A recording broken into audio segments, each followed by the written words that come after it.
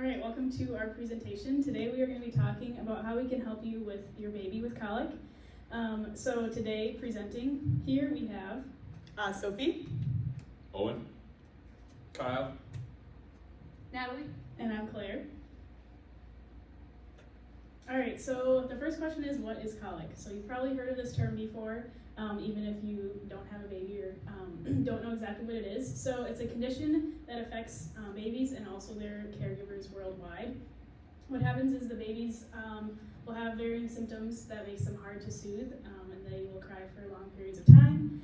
And this can be very frustrating for both the caregiver and the baby. And for caregivers, they're just not able to determine what is bothering the baby, so that is what makes it frustrating. And some of the reasons why the baby might be crying is due to lack of sleep, excessive stimulation from light or noise.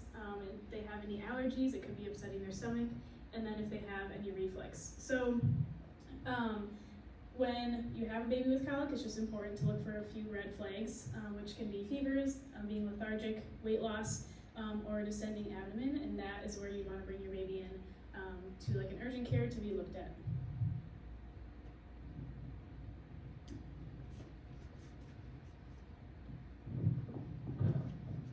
Okay, so how can we help with caregivers with colic babies? So in order to help caregivers with colic babies, we have to design a plan to allow caregivers of the community to participate to help relieve frustration. So our plan mainly consists of reaching out to parents with colic and see what kinds of questions they may have pertaining to this condition, as well as creating a brochure is another great resource we want to utilize to educate parents about this condition and provide them with evidence-based methods to help treat and alleviate the symptoms with colic. So we have our brochures up here.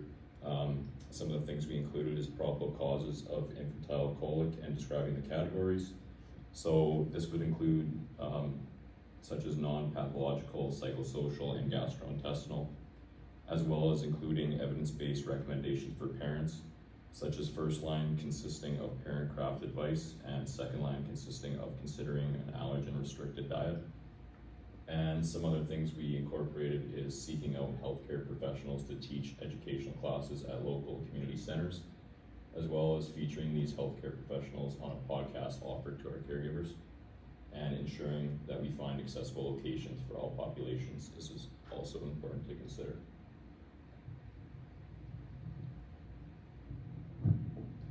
All right, so when we're looking at health promotion theories that helped guide our plan and helped us kind of figure out how we wanted to implement this, we first started with the social cognitive theory, which essentially looks at how to influence participants' experiences.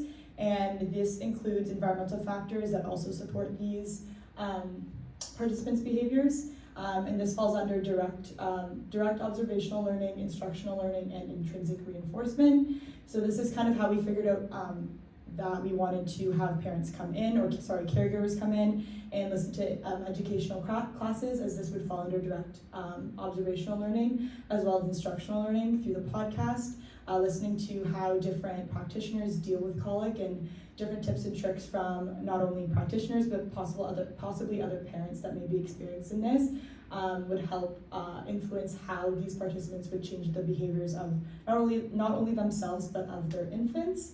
And then the second theory that helped us with our plan would be the ecological model. So this model has 5 different levels of influence on behaviors. And this allowed us to understand how to change behavior and how to affect individuals' behaviors to affect change within the community. And this is on a personal, social, physical, and political, within their political environments. So this again was just a way of how we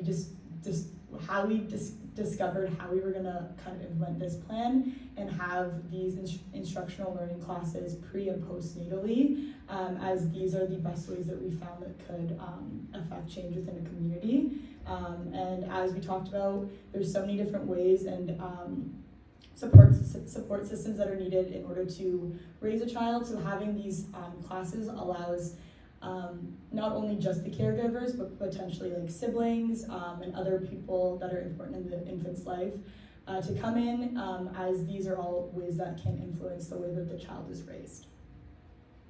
And then when we're looking at the implementation process, So in order to implement our program, we were planning on hosting pre- and post-natal educational classes at community centers and the YMCAs. This allows it to be accessible within the community and allows there to many different kinds of people to come in and learn from the people that we're going to have presenting. And then we're going to distribute pamphlets like Owen mentioned and brochures at local health centers, gyms, churches, and community centers. That makes them again accessible for multiple different populations within the community. And then on our pamphlets, we do also have a QR code that is linked to a podcast. And a podcast is a really good way in this generation for people to get information and learn from different practitioners.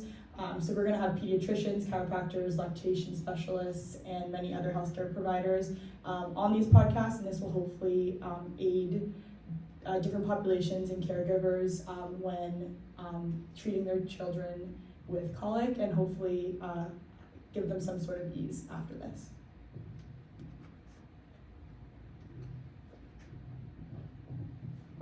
All right, so next we're going to talk about some anticipated challenges that we have kind of predicted might happen with our implementation process. So our first major anticipated challenge would be who we will partner with to distribute our information, to be seen as a reputable source and be known as a organization that sends out good information. When we find the right organization to partner with, we also need to make sure that we have a monetary partnership with them. And we also need to determine how long our monetary partnership will last, so how long they will support our efforts, how long they will give us funding to pay for the educational courses, to pay for the rental space to host those courses, to pay the educators who will be teaching our classes, so on and so forth. We also need to partner with an expert or a website to allow us to direct people to when they have further questions that aren't listed on our brochure or in our classes. And we also need to determine where the best location would be to host our in-person events so that the most people can have access to them. And lastly, we will need to be able to track the efficacy of our program and just determine how many people we're reaching and if our efforts are making a positive impact in the community, and if not, how we are able to update our program. All right, so as far as the evaluation process goes, some ways that we came up with to evaluate our program and the progress of it. One would be to fill out a questionnaire, which would help us understand whether the podcasts and brochures and the educational classes are working well for the population, and find out what's not working and different ways that we could make changes so it does work. Also gathering participants' contact information, so we are able to follow up with the progress of our participants and how they're doing with the implementation of our strategies. So yeah. All right, so in conclusion, the idea to offer those educational information classes and the pamphlets was done through the brochures and the community educational events and through our podcast. And our plan was based off of that social cognitive theory and the ecological model. And our goal is to just help these caregivers care for the babies that have colic and also just direct them to really clear resources so that it can just make both their caregiving more enjoyable and as well as their baby's life. Thank you very much.